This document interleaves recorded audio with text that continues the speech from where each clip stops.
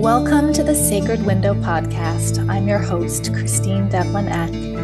Here at the Center for Sacred Window Studies, we explore and expand on conscious postpartum care. We navigate the overlap of caring for others and caring for ourselves. We honor the transitions, not only in giving birth, but in being alive. Welcome to the conversation. And I will never be the same again. Hi, everyone. Welcome to the Sacred Window podcast. I'm so happy to be here today with Marie Barker, who is someone I've connected with recently, and the magic of the universe that brings people together in all the unique ways it does. But Marie is going to be helping me explore and unpack for all of us this real recognition and use of and practice with and relationship with our breath as like our first and foremost healing tool. And yes, I feel like oftentimes the simplest medicine is the quickest to be overlooked or dismissed as, yeah, I know that. But I speak from my own experience, and I know, Marie, that your relationship with working with and teaching the breath has changed your life. And so I think this is really worthy of a deep dive today. And I'm very excited that you're here to share with us. Oh, Christine, I'm so excited. And talk about a sacred portal or a sacred window. I don't know one that is more sacred, to life than the breath. And it's something that we take for granted and we forget about until maybe it's gone and then we need to focus back on it. Yeah. So Marie is from Saskatoon, Saskatchewan in Canada, and you work with people who come to you for a variety of reasons, but you work a lot with the breath and helping people to reclaim their sense of health and wellness based on a lot of different things that could be going wrong in the way that we're experiencing life.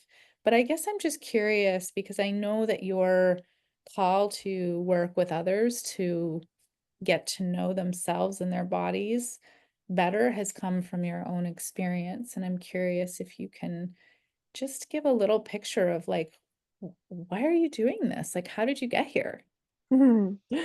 I was always told you would be the best teacher. And so as a little girl, I played school and I was a teacher. And then in my late teens, I went to the College of Education and I became a teacher. And then I taught everything from pre-K through grade 12, every grade, every subject. And I tried my hand in all these different pots to see where I fit. And somewhere along that line, I discovered that I didn't necessarily want to just teach school curriculum. I had this knack for going through hard life experiences, metabolizing and understanding on a deep level what had kind of transpired, and then, teaching that in a really digestible, easy to understand way. And so when I found myself, like every other subject I teach, cyclical living, nervous system support, these somatic practices, when I found myself, mid-pandemic dealing with compromised lungs and like long-term COVID, autoimmune dysfunction, from this like chronic viral load and chronic stress load, which is ultimately what it is at the root. I did what I do every time and I dove into research, self-experimentation, self-healing. And then from that place became so empowered in that work that I thought, oh, this is another tool that I need to add to my belt professionally. And so pursued courses and certifications from a few different companies and teachers, and then have been teaching about the breath for a few years now, which is just such a pleasure and such a privilege to remind people that they have access to this free, beautiful resource between their nose and their lips. Describe how your breath awareness and the tools that you learned to apply to using your breath impacted you as you were healing from COVID or long COVID or the different ways that you were sick. Sure.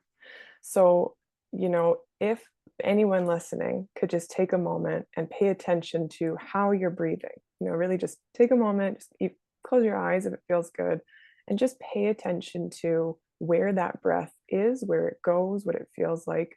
For the majority of people, they will feel a sticky, shallow breath in their chest, right? They will feel a dissociation from the mid belly down because we're not taking these full, deep, expansive, life giving, worthy breaths. And so for many of us, we're holding our breath, we're breathing shallow. And what happens when you breathe shallow, when you don't get that full belly expansion, that full diaphragmatic breath, is, your body doesn't know the difference between real and perceived stress. And so what happens then is if the body is in this micro stressor, which is what, shallow and irregular breathing does, blood flow leaves the gut and it goes to the extremities in this kind of fight or flight or freeze response. And if you're kind of chronically in this fight, flight, freeze response, and all that blood flow that's supposed to be in the gut, supposed to be supporting the immune system, 70 to 80% of your immune system resides in your gut, 80 to 90% of your serotonin is created in your gut, et cetera, et cetera. You need blood flow in order to create stomach acid and bile and all these different things to keep your body in harmony and pathogens at bay. And so if we're constantly holding our breath, breathing shallow, and not getting that full belly diaphragmatic breath, that blood flow leaves the gut and we leave ourselves out of harmony, and we leave ourselves exposed to conditions like autoimmune conditions, IBS, inflammatory conditions, joint issues like arthritis, etc. Like these are all ultimately dysregulation issues of the autonomic nervous system through the breath, like through dysregulated breathing, which when we kind of tune back into, get conscious, there's breath awareness, which is I'm paying attention to my breath. And then there's conscious breathing. And conscious breathing is I consciously change the way that I breathe in order to change how I feel. And that is so, so powerful. And so that's what I teach. Yeah, it's so cool because in Ayurveda, we recognize that all disease begins with the gut. Mhm. But then when you add that understanding of improper, incomplete breathing or shallow breathing, Mhm. that's eliminating that flow, that natural, that rakta dosha, which is our blood. Like when that leaves the gut, like it's so clear how that foundational piece Mhm. of proper flow in breath and prana moving in and out of the gut impacts every single system in our body. Yeah. Yeah, it truly does. And so many people, I'll give the example of anxiety because I think we live in a bit of an age of anxiety, to quote Alan Watts. So many people are walking around with anxiety that much of it, is can be said that it's caused from this dysregulation of oxygen and CO2 in the body. When we have, higher levels of CO2 in the body than we do oxygen, that is anxiety inducing in our cells. And so as I guide people through breathwork and online and in-person classes, it, these are very simple methods, but when I teach them how to utilize the breath to get out of their head, get back into their body, recenter, regulate their system, what they find is that they feel better more easily and more readily. And so, yeah, it's the best. I have found too that it's almost immediate. Like as soon as, if I am in a place of dysregulation or just whatever, I just need to shift the way that I'm feeling. The breath, it's not like you have to wait for it. It's not like a practice that you have to like keep doing for 3 weeks before you see any results. It's like No, instantaneous. yeah, I'll teach you a couple styles. So, one style of breath I learned from a practitioner in South Africa, Dr. Ila Manga. She taught this style of breath work called humming bee breath. And humming bee breath is so effective because when we hum, we sing, we laugh, etc. What we're doing is we're actually vagal toning. We're kind of, in essence, turning on the vagus nerve, which starts at the base of your cranial and scales all the way down your nervous system, all the way down, in these branches your entire body and ends at the cervix. And so when we hum, we actually can turn on or stimulate that vagal toning. And it actually only takes 5 deep breaths in through the nose and just humming on the exhale. Hum. And you do that 5 times, and within those 5 breaths, you will actually, start to feel back into that parasympathetic nervous system, into that parasympathetic rest and digest state. So 5 breaths. We all have time to do 5 breaths, and then done a few times a day, it can just become this really beautiful, conscious, mindful practice of, right, I'm tuning back into the breath.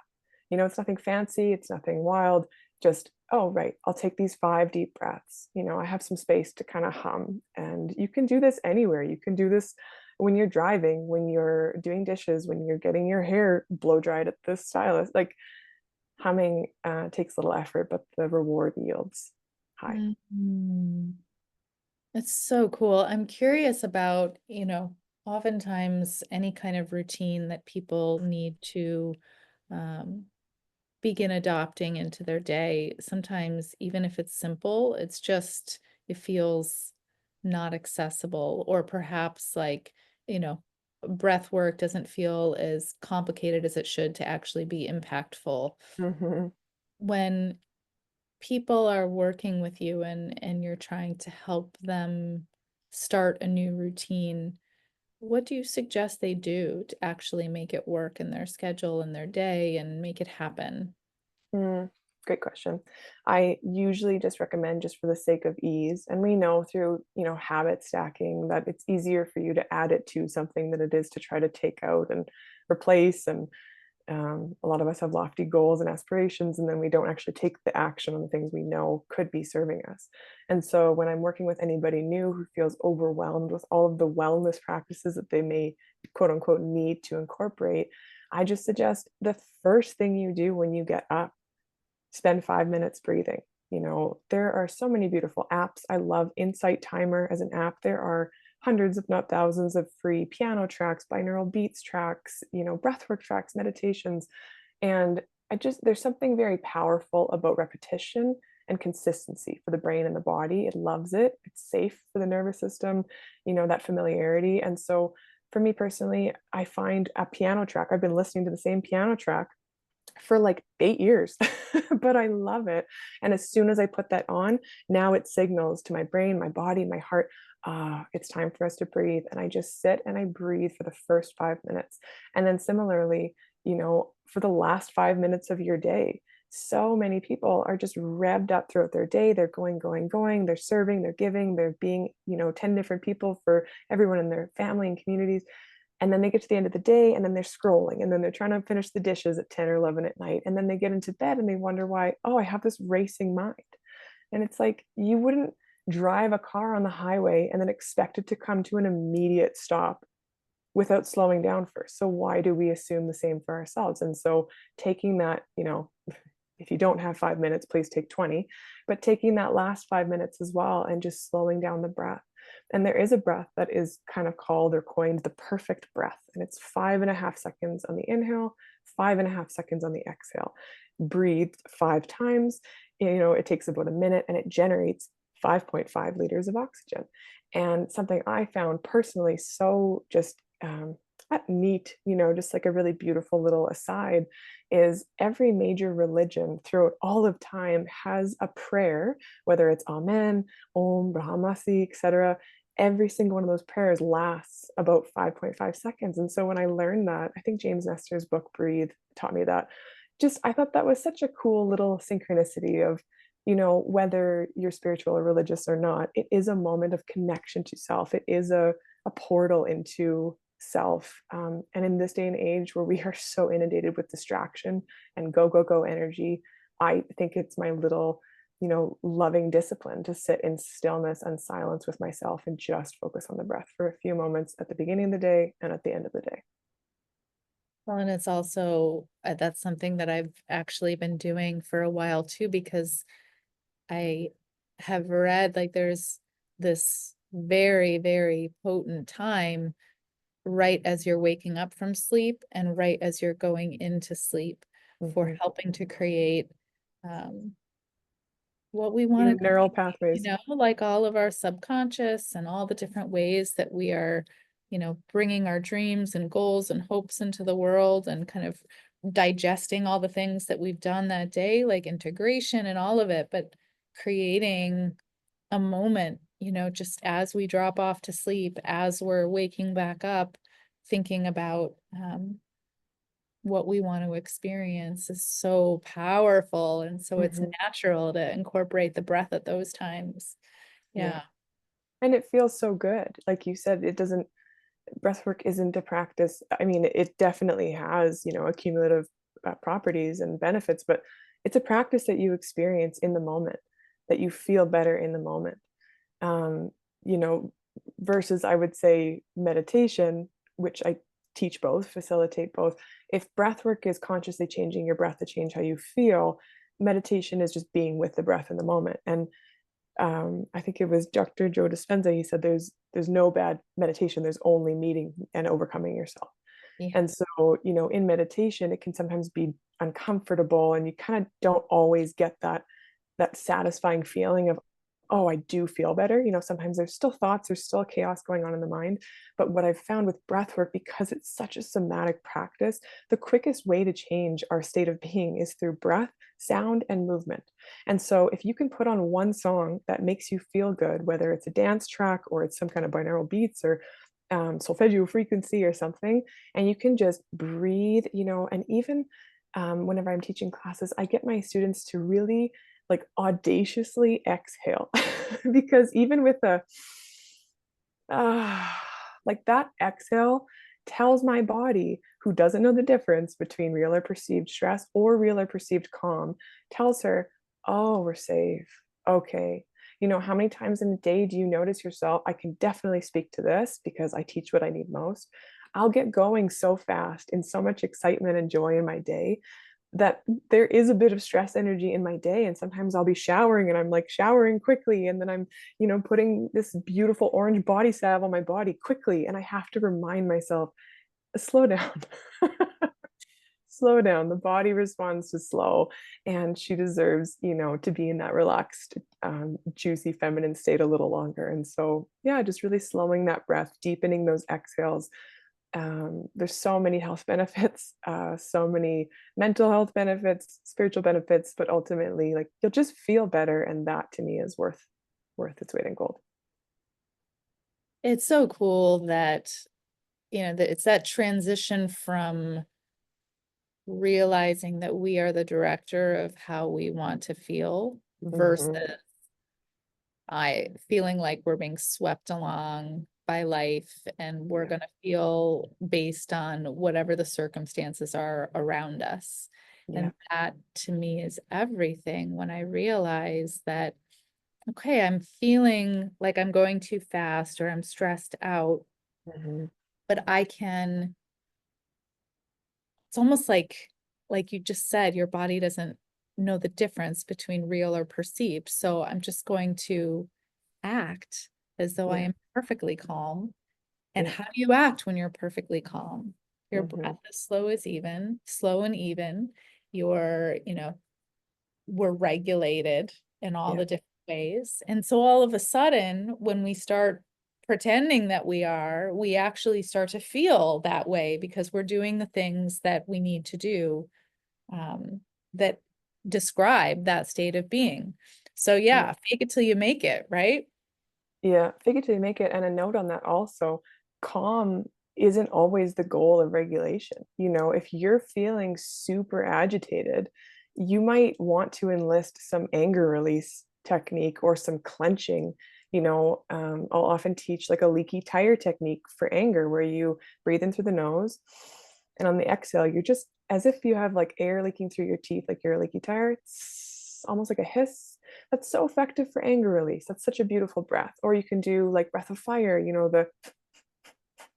that's really effective. And it's also really supportive of the liver meridian, which in Ayurveda, where do we hold anger? TCM, in the liver. So just learning how to employ some of these techniques so that you can feel more sovereign, feel more autonomous and empowered in your day-to-day experience, because ultimately you are 100% up to you, and personal responsibility is the greatest source of freedom possible.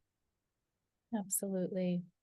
Absolutely. When someone is curious about getting started with a breath practice, where do you direct them? Like for resources or just techniques? Either, both. Mm. Usually, I mean, I love Insight Timer. I've been using it for years, and I just have found that there's such beautiful teachers on there and a beautiful community, and there's really anything that you want to find. So I like that as a resource, definitely. That being said, you can always find beautiful playlists on Spotify or iTunes with, like I said, binaural beats, solfeggio frequencies, piano meditation music, etc. And usually, the first style of breath I teach anybody is just a basic foundational diaphragmatic breath, because so few of us are actually employing, our lower, like, belly diaphragm when we're breathing. Like I said before, we're breathing really sticky and tight and shallow in the chest. And so I would just invite, if you're listening to this, just close your eyes for a moment. And if you're seated, unless you're driving, and if you're seated, place your hands on your lap and just take a nice deep breath in through the nose. And then a little more. And see if you can soften, drop, and expand your belly on that inhale. And then on the exhale, we're just going to let it all go, contract, and sigh. And so we'll do 2 more like that. Take a nice deep breath in through the nose. You're going to soften and expand the belly, the chest, the clavicle. Take a little more at the top if it feels good. And you can even do a little clench of your feet, of your hands, your buttocks, perineum, and then just let it all go with a sigh. And just one more breath like that. Nice, deep, juicy inhale in through the nose. Fill the belly, chest, and clavicle. And if you know pelvic floor bringing, you can kind of bring that pelvic floor up on the exhale. And we're just going to let it all go. And so that's just a basic diaphragmatic breath, really simple, but really, like, feels really nice. And if we do that often enough, we'll train the body to seek that, because we are pleasure seeking creatures. So I'll often start with the diaphragmatic breath just to make sure people understand, the quality of, oh, what does it feel like when I'm expanding my belly while I'm inhaling, and contracting and releasing as I'm exhaling, instead of these kind of short, sticky, shallow breaths. And if it takes some time for someone to reassociate with that lower area, like it was for me, I had so much trauma in my womb space, pelvic area. And so I had dissociated for years. And so when I started doing breathwork, I found it really challenging actually to even imagine sensation down there. And now I'm this like pro pelvic floor breather. So that's where I start with the breath. And then usually the second technique that I'll teach is box breathing, because it's so simple. But it also serves, the counting of it serves as a mantra. Mantra simply means mind tool. It's just something for the brain to focus on, because it loves to think and it loves to focus and be right and whatever. And so I'll introduce box breathing, which is as simple as a 4-count inhale, a 4-count hold, 4-count exhale, 4-count hold. And if somebody wants to elongate that and do a 5-second inhale, hold, exhale, hold, or a 6-second, have at her. When you inhale, you're stimulating your sympathetic nervous system, which isn't a bad thing. You need that, right? It's like the same story as cortisol isn't a bad thing. And so you're stimulating that sympathetic. And then on the exhale, stimulating the parasympathetic. And it's this rhythmic, yang, yin, like harmony that we create with the in and the out breath. It's the ebb and the flow of the tide. It's the light and the dark, or whatever, all this like binary. And so as we bring breath in and we release breath out, you're regulating this system. And as you count your breaths, you will naturally slow the breath. And so when I'm feeling like I need some more energy, I might actually take longer inhales and shorter exhales. Right? I'm bringing in a lot of oxygen. I'm doing kind of like even like a triactive breath style. So you can bring breath into the belly, into the chest, into the head. Right? So that's an activating technique. But if I elongate the exhale instead of the inhale, so say I breathe in for 2 or 3 seconds and I exhale for 6 or 7 seconds, then implementing that parasympathetic, kind of that turning on my rest and digest system. And so you can play with it, which is so beautiful. But long story short, I start with the diaphragmatic breathing to make sure that we know how to employ, lower belly breathing. And then I move on to usually box breathing because it's so impactful. And then I'll play with whatever techniques kind of are needed in that session or that group. I love the idea of being able to just play and notice what feels good, what feels uncomfortable, and also just to me, that whole process is like the process of getting to know ourselves as our own Yes. best teacher, as our own, best Ayurvedic teacher, our best, sage. We know ourselves better than everyone. So to be Yeah. able to know our breath and know how it works in our own body versus how we read about it or do it in a class or things like that. Um, Hmm. it's such a personal process, Yeah. um, and one that only becomes clear when we get a chance to do it. And so Yeah. I'm so grateful personally for um, the awareness that I've been able to gain from using my breath as medicine, and particularly in times of, um, we work with people in the postpartum window and doulas and the care providers. And when we're in such a unique time where we may not have the capacity for much, but Hmm. we always have our breath. We always Hmm. have that. And so I'm so blown away by the impact that that has on healing in general. And it's, something that often people will associate with mental health, and yeah, of course, it's so important, a tool for that. But I love how you've really helped um, bring that connection to the physical body and how it Hmm. is an integral part of healing the physical body and bringing balance to all the systems of the body, including the nervous system. Um, Hmm. it's, it's profound. I mean, nervous system health is whole body health, right?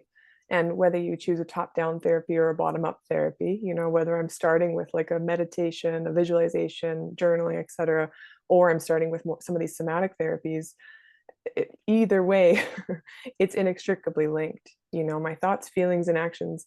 I'm taking a mindfulness based cognitive therapy practitioner course right now. And it's just this constant reminder of my thoughts, beliefs, actions, feelings, sensations. It's all interconnected. Like there is no separation between. It's like trying to separate the sound before sound comes. Like out of nothing comes sound, and you can't separate those two things. So I did want to share. There is a breathwork technique that I facilitate once a month, and it's a trauma informed style. And you'll appreciate this, especially working with women in the postpartum window, and just all of the nuance that that can bring about emotionally, physically, spiritually, etc. So I facilitate this style of breath work called sonic neural, and it's really, really profound. It really helps to kind of turn the thinking mind off and kind of turn on, I'm using air quotes, but turn on kind of the super conscious, that time, like you're mentioning before, the subconscious is so awake and vulnerable and open before you fall asleep and right when you wake up. That's such a beautiful, juicy time for rewiring neural pathways and kind of creating ourselves on purpose. And so, so many of us are walking around with these micro traumas kind of just like tied up in the fascia, and it then leads to chronic inflammation and this chronic stress, which leads to this dysregulated breathing and nervous, this whole thing. It's all connected. And so I facilitate this one style, and I had a client go through this breathwork journey. It's a therapeutic breathwork journey. It's about an hour and a half, and at the end of it she was in tears, and she said, the gift that I received from doing that is not like nothing I've ever received before. She felt in her birth of her first daughter that she was robbed the experience that she wanted to have.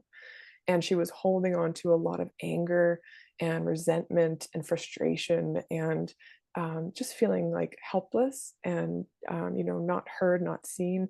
And in that breathwork journey, she was able to actually like visualize and re-experience that experience how she wanted it to have been.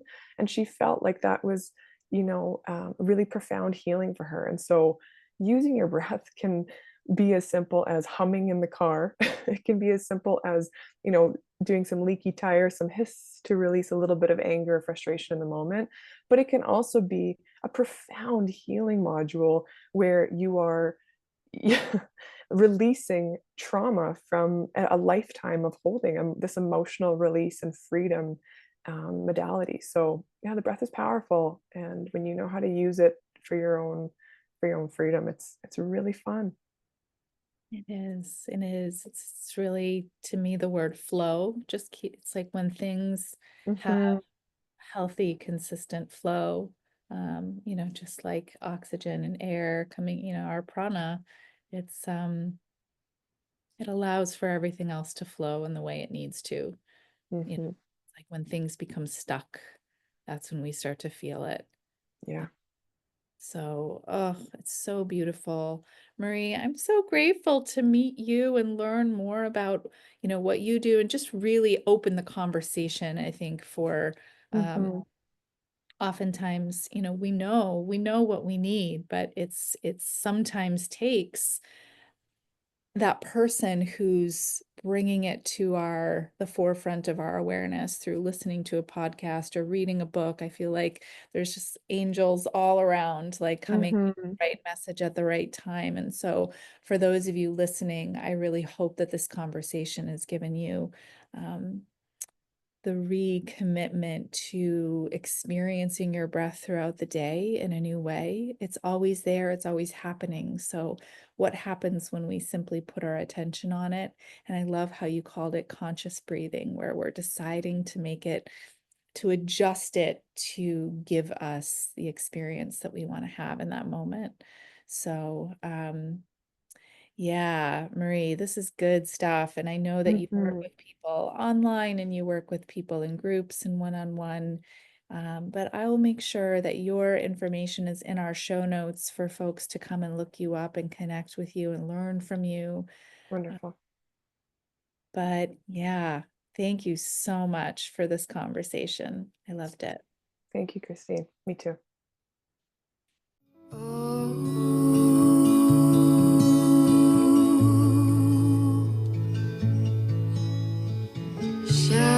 Shanti, Shanti.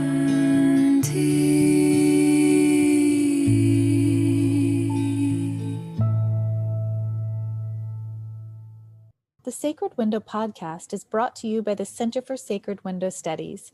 You can visit us to find out more about our online training and mentoring programs, plus resources and products for and about the sacred postpartum window at www.sacredwindowstudies.com. And our music is written and performed by Sarah Emmett. You can hear more of Sarah's music by visiting www.sarahemmett.bandcamp.com.